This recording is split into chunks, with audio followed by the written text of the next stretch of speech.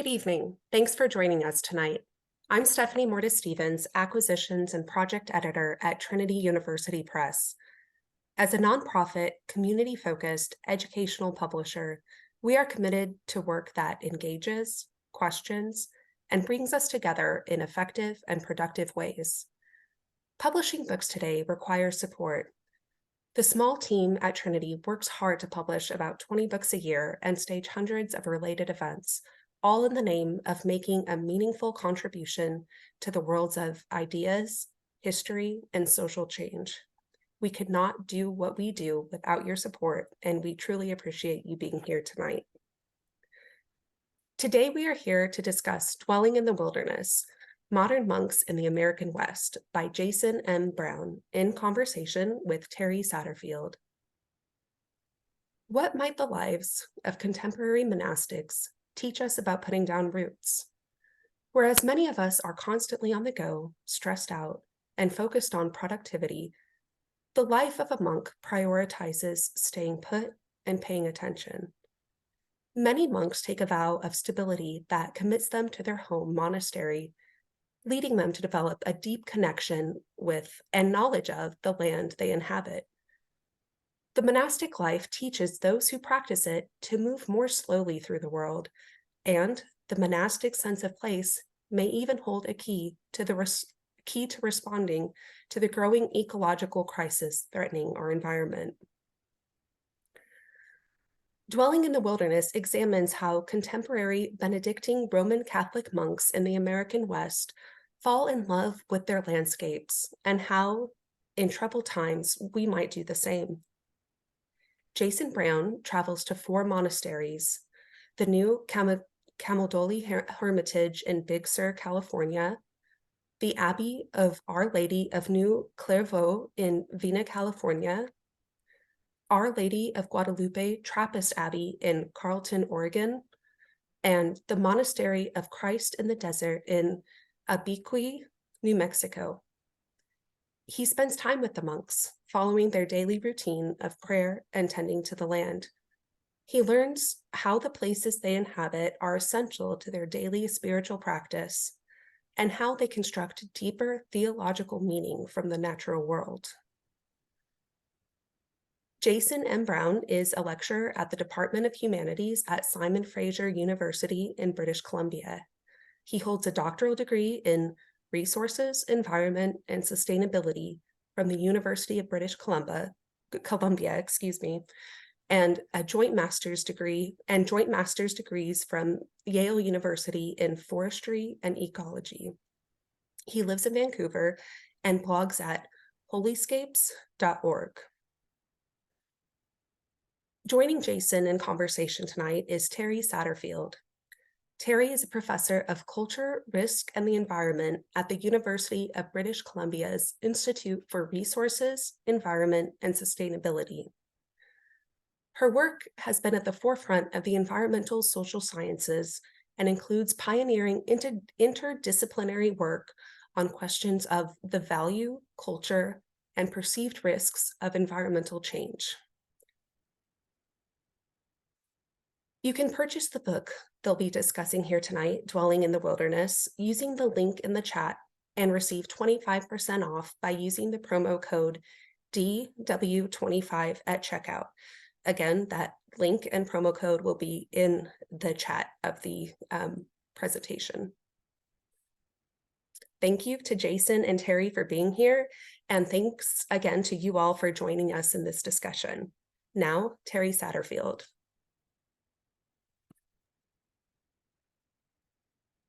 Thank you so much, and greetings, everyone, and hello, Jason. Hello. Hello. It's very good to see you. You as well.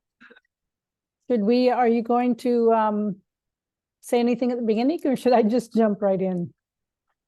Well, this is just a great thing to do, and hopefully we can do something in person in Vancouver as well. That would be great. But I think, Stephanie was sort of hinting at it, but we worked together on this PhD project. And I think that's kind of where we'll start. We'll just sort of talk about the backstory and then some of the content.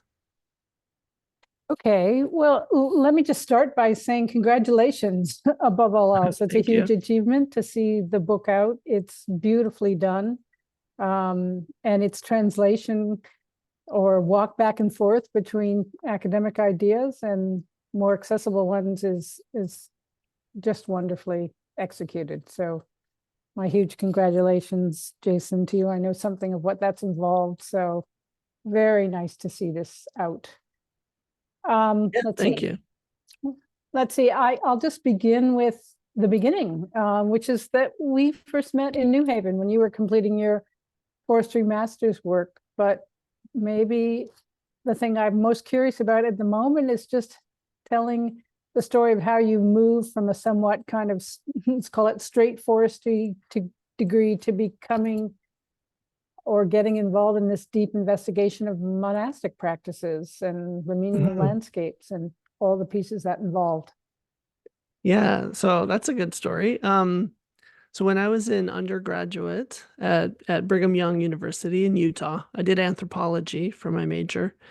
And I would often on Friday nights, instead of hanging out with people, just pace around the library and look at, the different sections. And one of the sections I came across was it was the kind of humanities environment area, and there was a edited volume on religions of the world and ecology, which is the series that Mary Evelyn Tucker and John Grimm put together.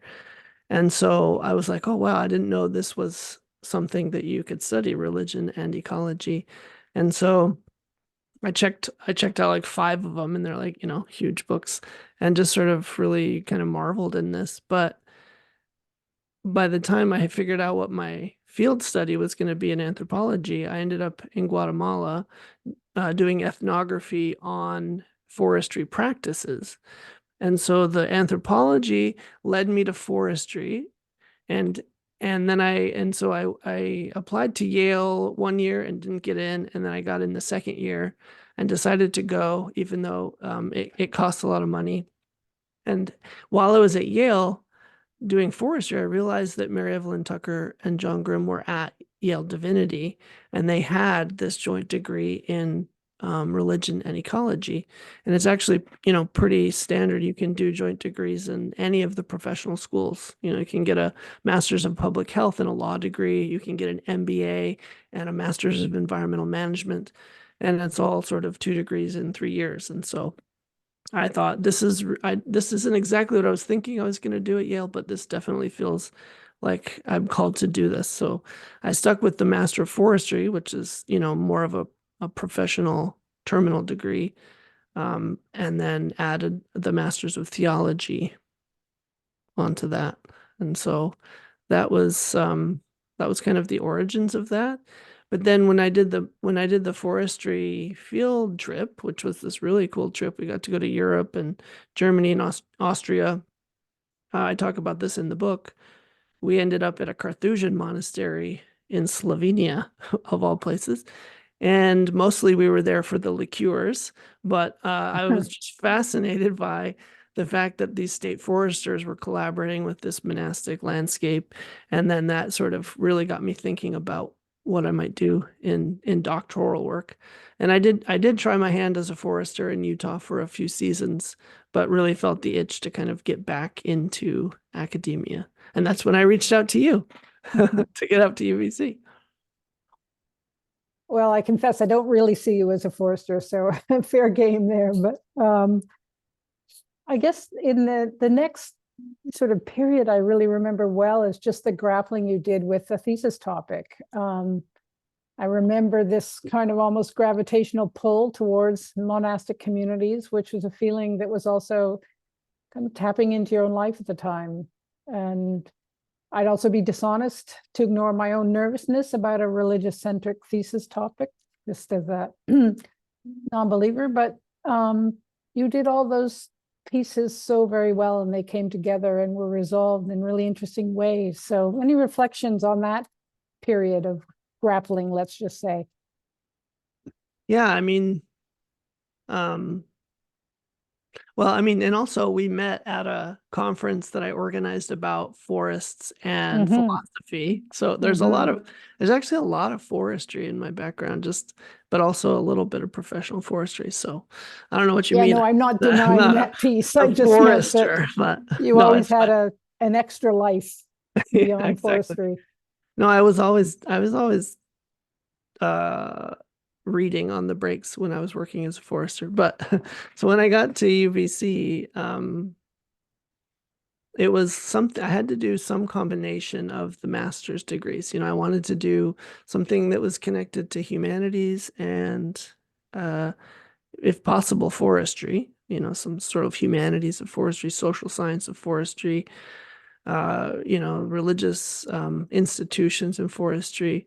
But I also, uh, just, yeah, any way that I could connect the two. And so, the more I looked into monastic landscapes in North America, the more I kind of thought that there was something there, but I just had no idea if I would have access to it because monastic communities, even though they're more open than they were before the Vatican II Council, which really opened up the Catholic Church, they're still, um, a sort of impermeable membrane. They try to keep their community cloistered in some ways, and so uh, I was excited about it, but I was nervous about access, and so I ended up emailing and then visiting, and basically, I one of the things I did was spent a month at Our Lady of Guadalupe as a monastic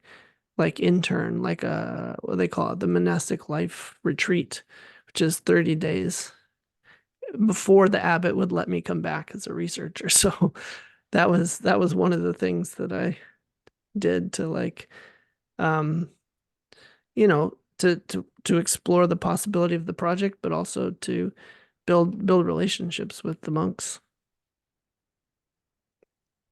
Yeah, I remember that very well. And I remember the sort of certainty of your feeling about the project when you came back from that first month's retreat, however difficult access might be.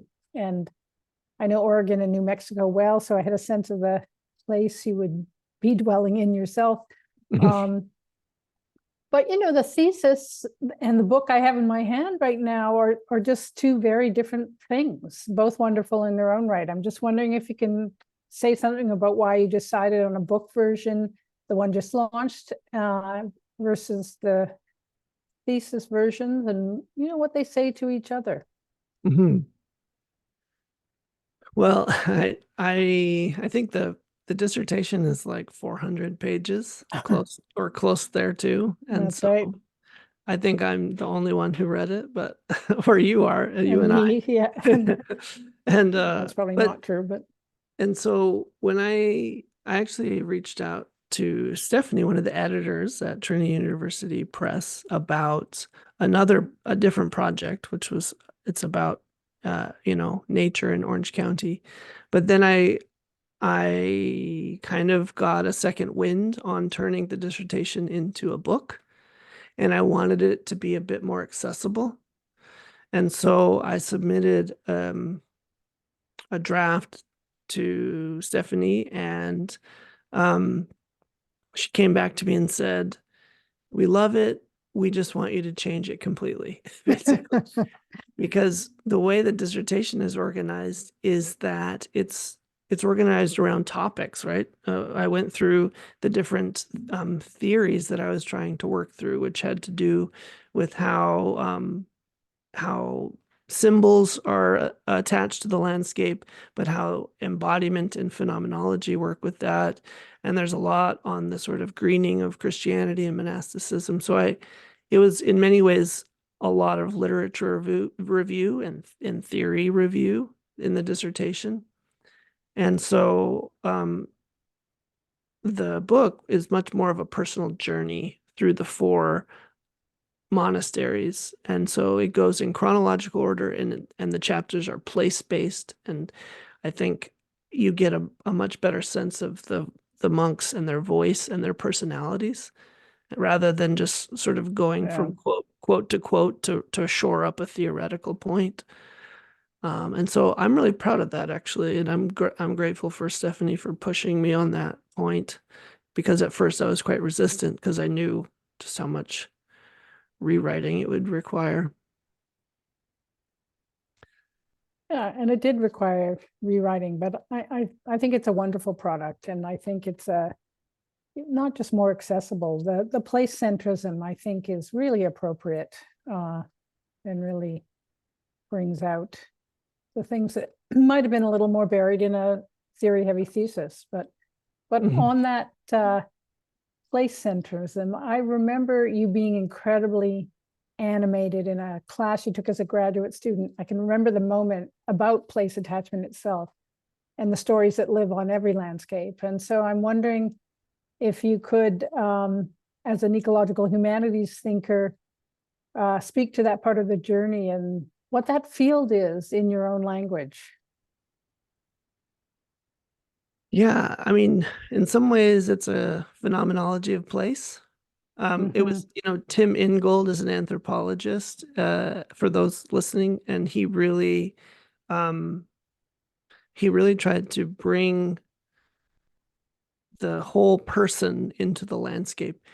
There was a kind of a strong trend in anthropology to see the landscape as a kind of blank slate, and that it's culture that we bring to the land, preformed, like already formed. And so Ingold really says, no, there's a real participatory dimension to our relationship to place that sees us as emerging from the place and not just imposing meaning on it. And I noticed that a lot in conversations around indigenous environmental ethics, that it's not just a sort of, symbolic landscape that they live in, it's an actual world. And so phenomenology for the folks listening is basically just that study of experience. What is the world like for us? And so I was just very fascinated with the ways that land can hold our ideas and our memories and recall them to us. And Keith Basso's book was really powerful in that sense, right? Wisdom Sits in Places, where he goes through and talks about how Western Apache peoples learn to be Apache peoples through their relationship to places and the place names, that actually the place name itself is a kind of teacher, and in some ways a kind of weapon that they lob at each other when there's any kind of social dispute. Or a normative Yeah. instruction. I'm noticing a question in the chat, which seems pertinent right now, in that a lot of your effort was to capture the experiences of monastics in the landscape and the whole world, as you just said. And in the chat, you're being asked, have any of the monks seen the book? And if so, do you know what they think of it? Yeah, I had several of the monks look at drafts. I mean, I sent copies of the dissertation to all the monasteries. I actually had Our Lady of Guadalupe in Oregon has a printing press, and I printed a lot of, or I don't know how many, but at least 10 copies of the dissertation through them, and then handed them out. And then I sent drafts of this version to several of the monks, and they gave me lots of good feedback, corrections, and one of the monks at Guadalupe commented to me that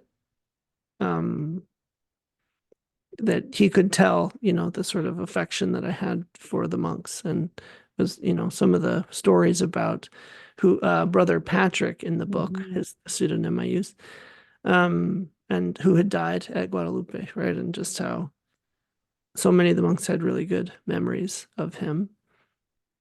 But yeah, anything you want to circle back to on the theory side before I have got some slides I can show people who have tuned in, a couple of pictures. We can maybe walk through some of the landscapes, but should we flesh out this ecological humanities stuff a bit more?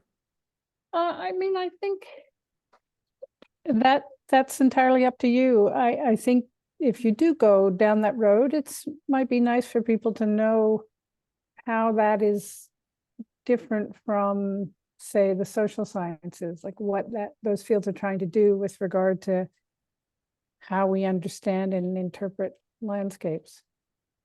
Hmm.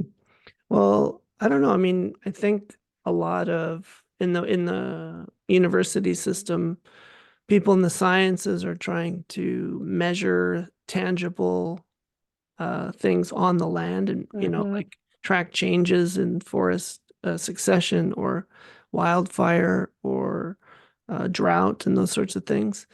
Anthropologists are trying to sort of pin down the relationships between people, cultures, and sociologists, often quantifying people's ideas about land. And I think what's interesting about ecological humanities is that it's very interdisciplinary. We're drawing from a lot of different disciplines to talk about uh, a very live question, a very live problem, which is in the West, how, what is wrong? What went wrong with our relationship to land and place that we find ourselves in an extinction crisis and a climate crisis, and an economy that is, adaptable and in some ways responding to environmental concerns, but almost at its heart has a deep, um, disregard for the natural cycles of the world. So I think ecological humanities is problem-based rather than theory-based. We're responding to particular problems. And one of the things, I think monks can teach us is around just what happens when you slow down and start paying attention to your place. And I think maybe we'll come back to that at the end. But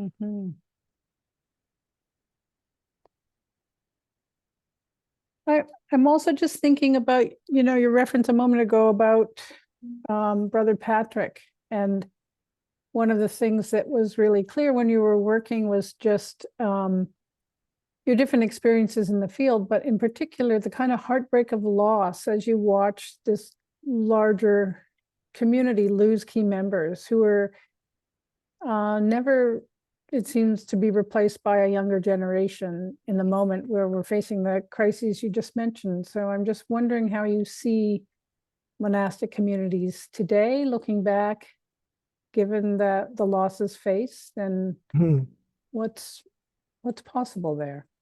Yeah, it seems like in North America, the decline of monastic communities started in the 1970s and has pretty steadily been declining ever since. There's some holdout communities all over North America, but a lot of them are very specific to what you might call a traditionalist approach to Catholicism, like really trying to return to a Latin-based Catholicism that's pre-Vatican II Council of the 1960s. So for the most part, monastic communities are declining. And the monks know this, and they, both male and female monastic communities, there's hundreds of them in North America, they know this. And they're trying to, each one of them has a different strategy. There are communities, for example, that are trying to figure out what to do with the land when they close the doors, shutter the monastery. In Utah, for example, they sold the Trappist monastery in Huntsville, Utah, sold their property to a private citizen who then put a conservation easement on it. And so it's a publicly accessible conservation landscape, even though it has a private owner. So conservation easements are a pretty common response. Some communities are trying to be more inclusive of non-vowed monastics. So for example, St. Gertrude's Monastery in Idaho, Cottonwood, Idaho, is a monastery of sisters, and they created a place called the Center for Benedictine Life. And they're trying to kind of shape what the monastic ethic will look like in the future, where there's less vowed monastics, but people who are still drawn to the Benedictine rhythm of the day, the rhythm of the season, and the contemplative spiritual practices. And then so there's lots of different responses, but one of the things I would say is that with death and decline is usually some indicator of renewal or reimagining. And so whereas the traditional monastery might really shrink into a few kind of centers in North America, I think the contemplative spirituality that they live is probably more popular than ever in a way. So there's I agree. it has been, a long string of deaths in some of these communities since I lived there. Guadalupe has lost at least, I think half of their community has died since I've been there. And they've got a few new folks that are moving in and joining, but it's not at the same rate. And so what the future of these established monasteries look like, I'm not sure, but I'm really confident in their, ability to create a legacy in the landscape. There's a conservation easement at Guadalupe, for example, and then the contemplative teachings that they just sort of quietly radiate to the retreatants and surrounding communities. Yeah, I don't have any disagreement with that. I see similar phenomena, both in the legacy of ones that are down to very few people and the opening of others to conservation, contemplative practice, and similar things. But that sort of extending outward piece that's happening with some monasteries right now just also reminds me of you, Jason, where you've got all this going on outside your kind of formal faculty position at Simon Fraser University. And I'm just thinking especially about your ecological chaplaincy. I can still remember that showing up in my email one day recently, and how delightful that was, and the contemplative retreats that you're organizing or have helped develop, and your Holyscape blog. So can you say a little bit about what all of those activities also say about your sense of urgency and the current age or moment that we're living in, and priorities in precarious times? Mm-hmm. Yeah, that is definitely a lesson that came out of the monasteries. I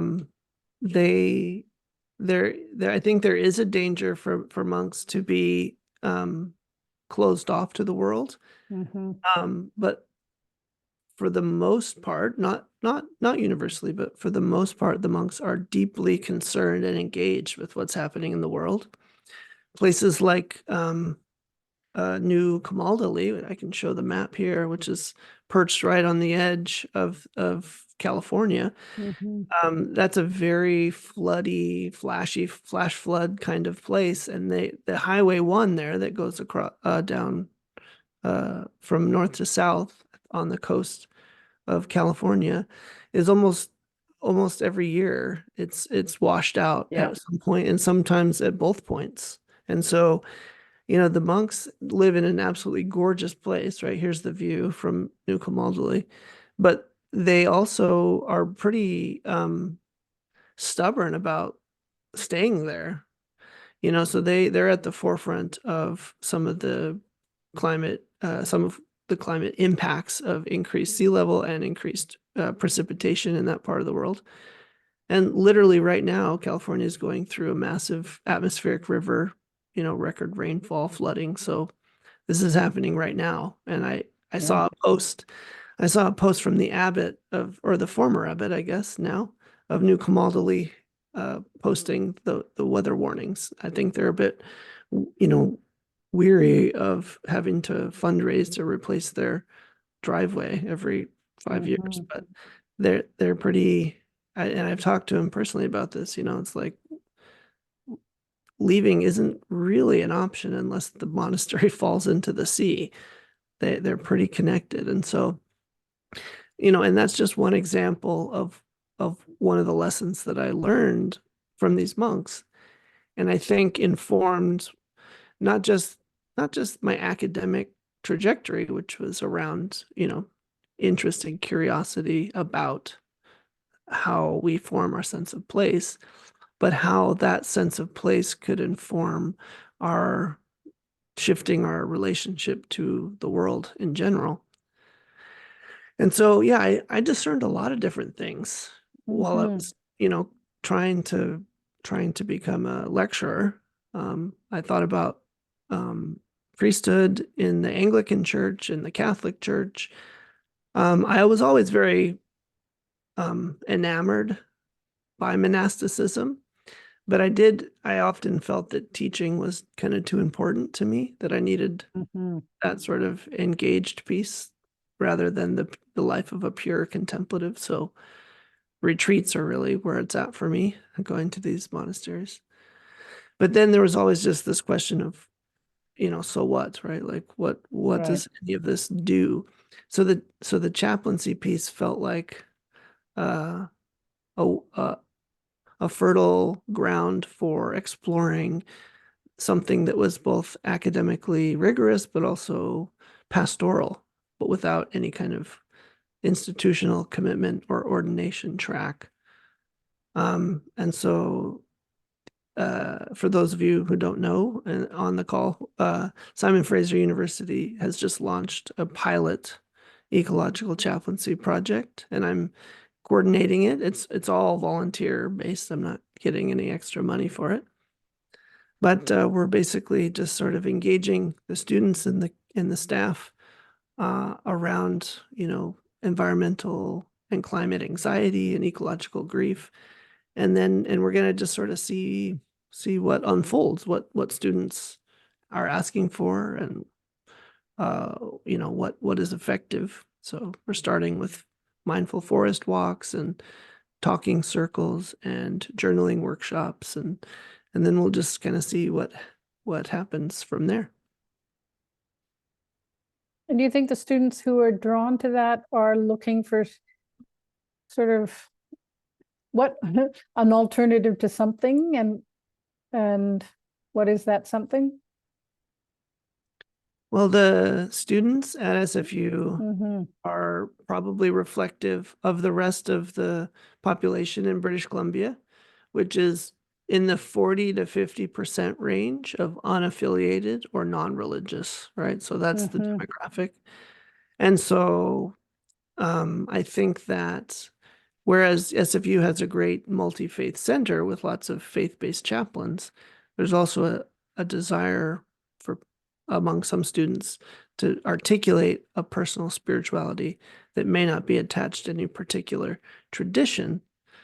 And so contemplative ecology, as I call it in the book, is something that I've learned from the monks, but I think I'm kind of translating it to a wider audience. And so taking the mechanics of how we connect to place through symbol and experience into a kind of a practice of what I call placefulness, right? So, and adding to the practice of mindfulness, an idea that attention to our places is actually a really powerful spiritual practice and strategy for responding to ecological problems.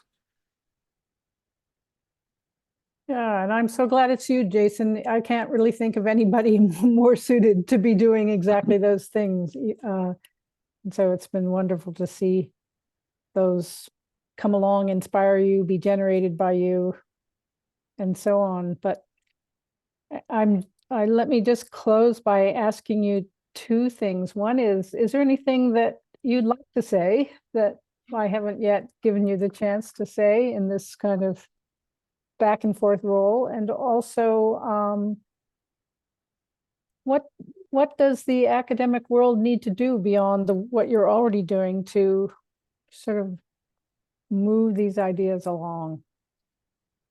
And branch Well, out to a larger world?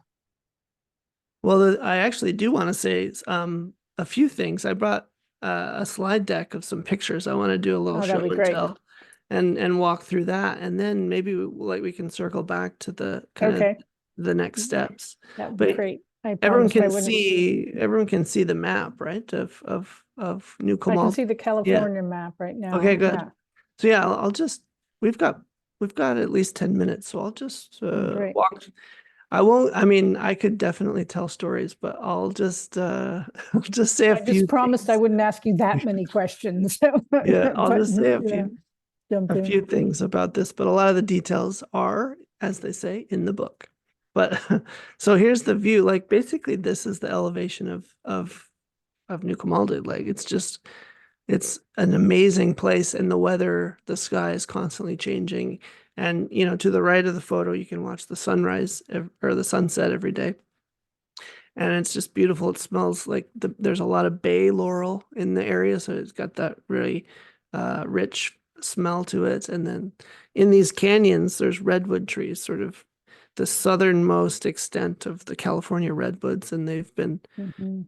charred by several fires that have pushed through there in the last 2 decades, but they're still going strong. So it's a marvelous place. And actually, speaking of charred redwoods, on the left there you Wow. can see a living redwood tree with some charring in it that they've set up a small shrine to the Virgin Mary, and that's, I don't know, half a mile from the campus, which is in this sort of cinder block style that you can see here from the cloister garden, which isn't really a cloister. It's kind of an open California rancho style, but it's a beautiful garden. And one of the places that I would go to when I wasn't doing interviews or at one of the liturgical hours was this little chair way out in the canyon, and it just looks out on the ocean. But they had just had this one lone chair out there that was kind of a cool place to go and sit and think, which I thought was really a cool spot for meditation. And then New Clairvaux, which is in the Central Valley, is kind of completely different. I mean, you can see mountains on either side, but they're in this very open riparian area they grow a lot of walnuts and a lot of olive trees, and the Sacramento River and Deer Creek run right through their property. And so they've been a little bit involved in some of the politics of salmon and stream flow in the Sacramento River. But they have really rich topsoil, and they grow prunes and walnuts. And they've got some really beautiful old trees on their property, and a flock of turkey vultures and wild turkeys. And it's really lovely. And the property was formerly owned by Leland Stanford, so it used to be a big winery. And it's so spread out that the monks get around on these beach cruisers on the property. So that's the front gate there. You can see an old sequoia, and it was winter when I went, but it was still pretty warm. And then in at New Clairvaux, they basically imported 12th century limestone from Spain, from a Cistercian monastery in Spain. And they've basically restored it and reconstructed it. So it's this beautiful, it's now finished and consecrated. This is where they have their mass. But at the time, it was still pretty wide open to the elements, but just has these beautiful vaulted ceilings that, are reminiscent of a forest. And then it's just, the stone just feels very sacred and ancient. And then on the right, that's the cemetery. And I was interviewing a monk there on a bench, and we both turned and looked, and the cypress pollen was catching the sunlight in just the right way, and I snapped that picture. It was just, in the book I talk about this idea of charged moments, this idea that, right, that's like I could come back to that bench every day for the next 3 weeks and not have the same kind of like moment, right, with that place. And so When I would ask the monks to take me to like a sacred place, take me to your most favorite place, they would kind of avoid the question and say, well, something very significant happened to me here, and it was like a corridor between two buildings, or, and so it wasn't always this more what you might call like a pagan sensibility, where there's a particular feature like a mountain or a river or a spring, but it was like these moments of awareness that kind of surprise you. And that's the sort of the charged moment idea. Our Lady of Guadalupe is in it's in Carlton, Oregon. It's in a very agrarian county. I guess it's like an hour southeast of Portland. But you can see here that near the Google flag, all of this forest is theirs. So it's in some ways its own kind of protected area. And they have a conservation easement. So on Saturdays and Sundays, the parking lot is full of hikers who come out to hike on the property. But when the monks bought it in the 1950s, the landowner basically clear cut it and ran. And so since the 1950s, the monks have reforested almost 800 acres of this foothills with Doug fir and other species. But one of the really cool things that they did was restore some of the native Gary oak ecosystem on the property, guided by a local forester. So Quercus garryana is we call it, in the States, they call it the Oregon white oak. In Canada, we call it the Gary oak. But they've restored several dozen, at least, acres of Oregon white oak savanna. And so native grasses and, cutting out all the trees in between. And it really opens up the space for other species. Besides just these sort of monocultures of Douglas fir trees. And that's a view from the retreatant pond over to the chapel. If you hike up to the very top of the property, there's a little shrine that they built to Guadalupe at the top there, and there's a lot of hikers go up there. And I wanted to include a picture of Brother Patrick, who's now passed, but this is him. That's still a pseudonym, but that's his actual picture. And he was just such a good man, humble man, and a really strong worker, and much stronger than I was at the time, for sure. Just really a great guy. And then you can see here, Christ in the Desert is just basically at the end of a 13-mile dirt road off the main highway. Like, it's really muddy, and they're out in the wilderness area. And they have one neighbor, but pretty desolate and pretty isolated, right on the Chama River. And in the 1960s, they had a really famous architect come and design their chapel, which is basically just an adobe building. It blends right into the red rock behind. And this is an image from inside of the tabernacle and the mountains on the top.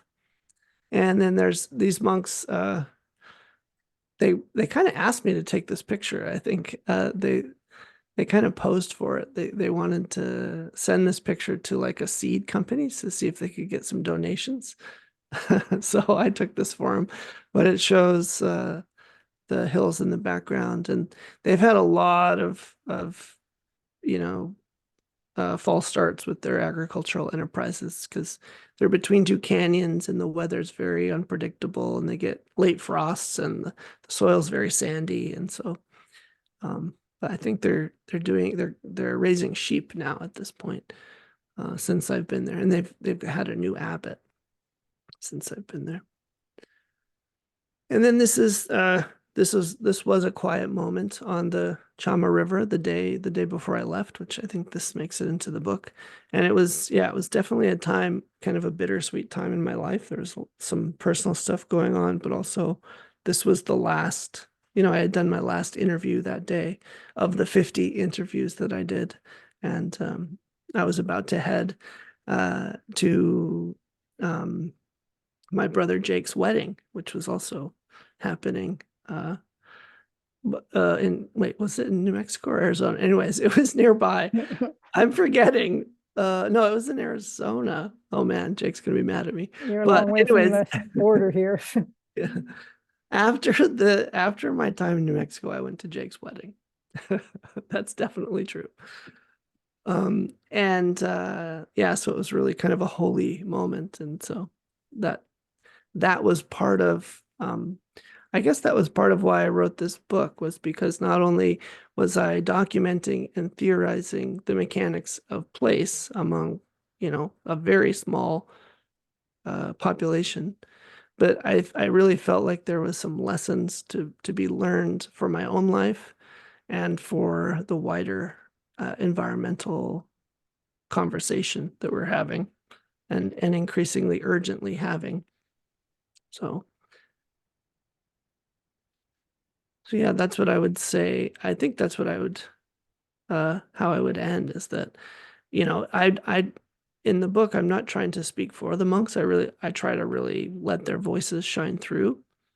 But I'm also not saying with the book that this is what monasticism teaches the world. I'm saying this is what I learned from the monks, and this is what I'm doing with it. So words like placefulness, that's my own approach. That's my own word for how we can start to develop, kind of deeper roots in our places, because the only way we're going to work to save our places is if we fall in love with them again. And I think monks really taught me what loving a place looks like.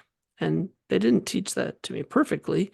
There's a lot of ways these monasteries could manage their places more ecologically, but from an emotional, spiritual perspective, and in many ways, ecologically, I think these monks are really good teachers about how to love our places.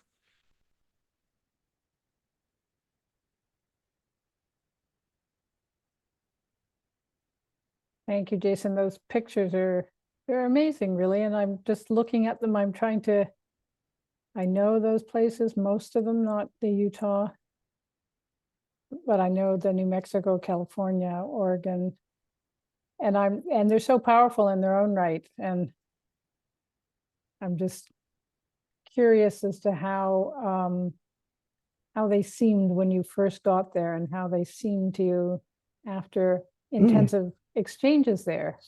And Yeah, well, yeah. actually, on my way from Utah to Canada, I went camping with my family in Yosemite, and then I drove north, and that was the first time I visited Guadalupe Abbey. And so that first visit was impressive. And then I went back a second time, and then I spent 30 days there. And then I went back for the research a year later or so. And then I've been back to Guadalupe most recently for the ordination of two of the monks to the priesthood, which was, I don't remember, it was like in September or October. And every time I go to Guadalupe, I feel a twinge of like longing to give it all up and to live there, to move there, and then after a few days, I feel like I want to get back to my writing and teaching. But the places very much feel like home, and I think Guadalupe is the place I've visited most. It's the closest to me. But I have visited Camaldoli and New Clairvaux more than once since I did my research, and they're really beautiful places.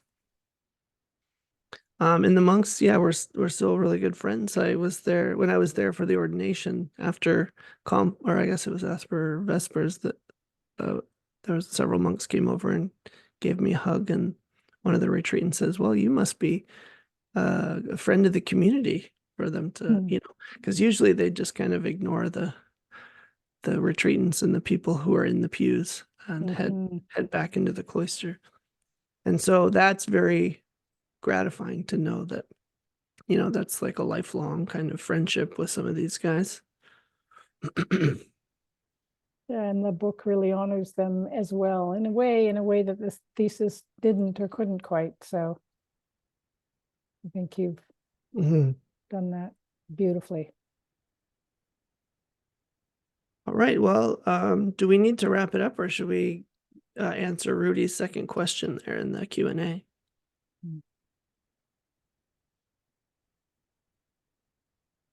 I can't see a second question, so can you read it out? Yeah, it's Rudy, who's here in Vancouver. Hey, Rudy. He says, please say a bit more about the concept and experience of dwelling. Yeah, thanks, Rudy. I could say a word about that. So dwelling comes right out of Tim Ingold's anthropology. It's kind of the phenomenological response to a strictly symbolic reading of landscape. So in a symbolic reading of landscape, the place is just a kind of blank slate, and we bring culture to it, our ideas about culture, and then, we sort of impose a symbol on the land. But dwelling is much more of a sort of a two-way street. So the land sort of participates or populates the meaning that we give to it. And of course, you see this more in animistic cultures around in First Nations, where trees and forests and salmon are actual persons in the ontological sense. But in a dwelling perspective, you see a person sees themselves much more interconnected with the place, and meaning flows from the place rather than just is imposed from the mind or from the culture. And actually, the Latin origin of the word ecology is oikos, right? And oikos is the root word for ecology and economy, but it basically means a household or a dwelling. And so to me, ecology is the science of dwelling, the science of interconnectedness within the household of the earth. And so a contemplative ecology is a kind of prayerful dwelling, a way in which people find themselves embedded in their places through spirituality and through stories and experiences and epiphanies and life phases and grief and loss and all of those things that come up. So when I talk about dwelling, I'm talking about that sense of rootedness and at home in the place. But then the rest of the title of the book, Dwelling in the Wilderness, is on the surface a kind of oxymoron, because in the Western imagination, you're not supposed to dwell in the wilderness. You're supposed to go there on vacation. Nature is a place that you go to visit. Wilderness is a place where you go on hikes, you go camping, and then you go home. And so to dwell in the wilderness is something that I think monks can teach us, is that we need to take good care of our places, but we need to also learn how to live in our places. And that's, I think, in the Canadian Indigenous communities that I'm familiar with, an activist among the Nuu-chah-nulth people said that the Nuu-chah-nulth language doesn't have a word for wilderness, because the closest word to wilderness is home, like our home. This is our home. It's our garden. It's not a place set apart. And so home, dwelling, and wilderness, I think, come together on the monastic landscape in a really cool way.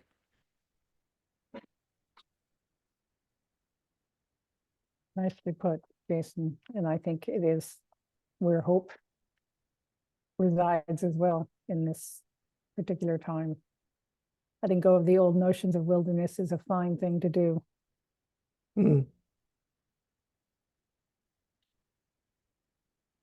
All right.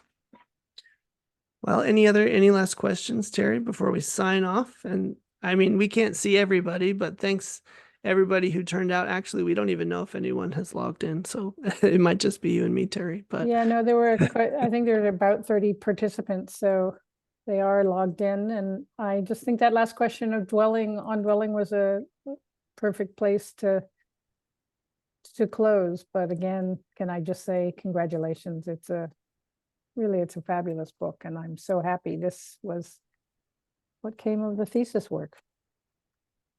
Great. Yeah. Well, thank you very much for agreeing to talk about this with me. You were obviously the very first person I thought of because we worked so closely on this, and you helped me bring it to light. And vice versa. Yes. Back at you, Jason, for sure. All right. Well, thank you everyone who came out. I would love to hear more from you. I'm going to try and do an in-person book event in Vancouver in the near future. So stay tuned for that. You can sign on to my email list at holyscapes.org and try to support your local booksellers if they have it, rather than Amazon. And Ask them for it. yeah, If they don't. yeah, ask them for it. And Bridget's put the link in the chat just in case people have missed that. Great. To TU Press. Okay, great. All right, folks. Well, thank you all for showing up. I really appreciate your time. I know there's a lot calling your attention to many things, especially on the internet. So thank you for your patience, and I hope you enjoy the book. And I'd love to hear from you if you do. Thank you, Jason. A pleasure as always. All right. Good night, everybody.